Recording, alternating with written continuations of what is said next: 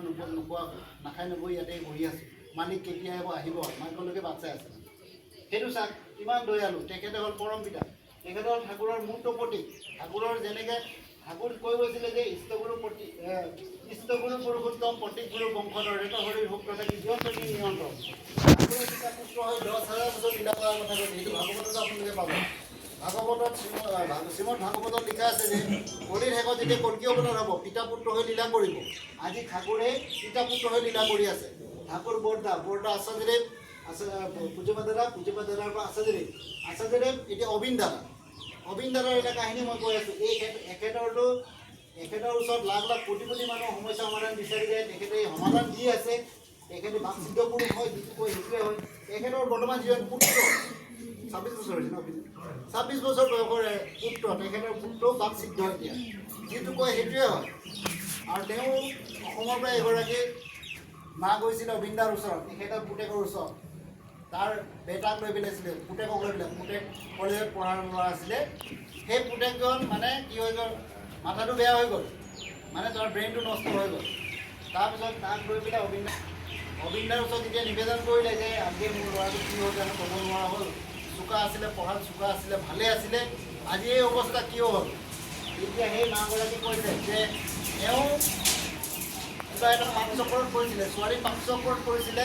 আৰু ছোৱালীজনী যেতিয়া বিয়া হৈ গুচি গ'ল, তেওঁ আৰু সহ্য কৰিব নোৱাৰি ভাং খাবলৈ আৰম্ভ কৰিলে। আৰু তাৰপিছত তাৰ ব্ৰেইনটো নষ্ট হৈ গ'ল। সঁচানে মিছা তোমাৰ ল'ৰাক তুমি সুধিছোৱা। এতিয়া সেই মাগৰাকীয়ে ল'ৰাটোক সুধিছে যে সঁচা নেকি কথাটো। তেতিয়া সেই ল'ৰাজনে মূৰ ডুবিয়াই কৈছে সঁচা মা বুলি কান্দি দিছে। চিন্তা কৰক, তেখেতৰ পুতেকে অবিন্দা 26 বছৰ, তেওঁ কেনেকৈ গম পালে যে তেওঁ তেনেকুৱা এটা কাহিনী হৈ গৈছে, তেওঁ তেনেকুৱা জীৱনত এটা ঘটনা ঘটিছে। এইটো অবিন্দাই কেনেকৈ গম পালে। পুৰুষোত্তম তেওঁ লীলা কৰি আছে, পিতা পুত্ৰ হৈ লীলা কৰি আছে। সেইকাৰণে আমি লিভিং আইডিয়া জীৱনটোবোৰ আমাক প্ৰয়োজন হয়। নহ'লে আমাৰ শংকৰদেৱো আছে, আমাৰ যীশুখ্ৰীষ্ট আছে, বুদ্ধদেৱ আছে, গুৰু নানক মহাবীৰ জৈন আছে, কিমান গুৰু আছে, কিমান অৱতাৰ আছে ভগৱানৰ। কিন্তু আমি এই লিভিং আইডিয়া জনকে কিয় লাগে? সেইকাৰণে লাগে যে being and becoming is your religion বুলি কৈছে। আমি বাচি থাকিব লাগিব, বিৱৰ্তন হ'ব লাগিব। সেইকাৰণে আমাৰ জীৱন্ত গুৰু হিচাপে যুগে যুগে তেওঁ আহে, অৱতাৰ গ্ৰহণ কৰে। আৰু এই যুৱ পুৰুষোত্তম হিচাপে শ্ৰী ঠাকুৰৰ পৰিচয় তেতিয়া কল্কি অৱতাৰ হৈ কলি যুগত আহিছে। তেখেতে পিতা পুত্ৰ হৈ লীলা কৰি আছে। আপোনালোকে দেওঘৰত যাব পাৰে, দেওঘৰত গৈ পেলাই তেওঁৰ লগত আলোচনা কৰিব পাৰে। এটা সংগ্ৰামৰ মহিলাৰ এটা কথা কৈছিল, বড়োলেণ্ড BTCৰ এটা কথা কৈছিল। BTCত প্ৰমোদ বড়ো আছিলে, প্ৰমোদ বড়ো চিফ আছিলে। তেতিয়া যেতিয়া ইলেকশ্যন ওচৰত চাপিলে, তেতিয়া আমাৰ গুৰুভাই কেইজনে কি কৰিলে, সংগ্ৰামৰ মহিলাৰীক লৈ গ'ল দেওঘৰত। এই আচাৰ্যদেৱৰ ওচৰত লৈ গ'ল। আচাৰ্যদেৱৰ ওচৰত যেতিয়া লৈ গ'ল, আচাৰ্যদেৱৰ ওচৰত নিবেদন কৰিলে যে আচাৰ্যদেৱৰ ওচৰত সংগ্ৰামাই কি ক'লে, আমি শক্তি ফিৰিয়ে চাই, আমাক শক্তি আভাৰ লাগে, মানে পাৱাৰ আকৌ লাগে। তেতিয়া আচাৰ্যদেৱে কৈছিলে পাৱাৰ ঘূৰি আহিব, তোমাৰ পাৱাৰ ঘূৰি আহিব, তুমি গুৰু গ্ৰহণ কৰিব লাগিব। হয়, গুৰু গ্ৰহণ কৰিলে সঁচাকৈ হয়। এইবাৰ BTCত তেওঁৱেই চিফ হ'ল, তেওঁৱেই জিকিল। এইটো হ'ল বাকচিদ্ধ পুৰুষ। আচলতে যিটো কয় সেইটো হ'বই, সেইটোৱে হ'ল বাকচিদ্ধ পুৰুষ। সেইকাৰণে লিভিং আইডিয়া জীৱন্ত গুৰু সেইকাৰণে লাগে আমাৰ লগত।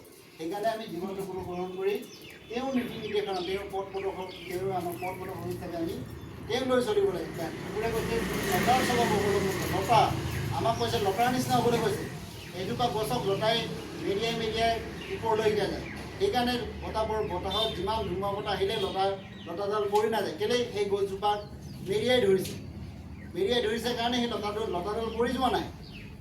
ঠিক তেনেকৈ আমাক আদৰ্শ এজন গুৰু লাগিব, আমি তাক ধৰিব লাগিব। ঠাকুৰক আমি ধৰিব লাগিব, ঠাকুৰে আমাক নধৰে। গছজোপাই লতাডালক নধৰে, লতাডালেহে গছজোপাক ধৰে। ঠিক আমিহে ঠাকুৰক ধৰিব লাগিব, ঠাকুৰে আমাক নধৰে।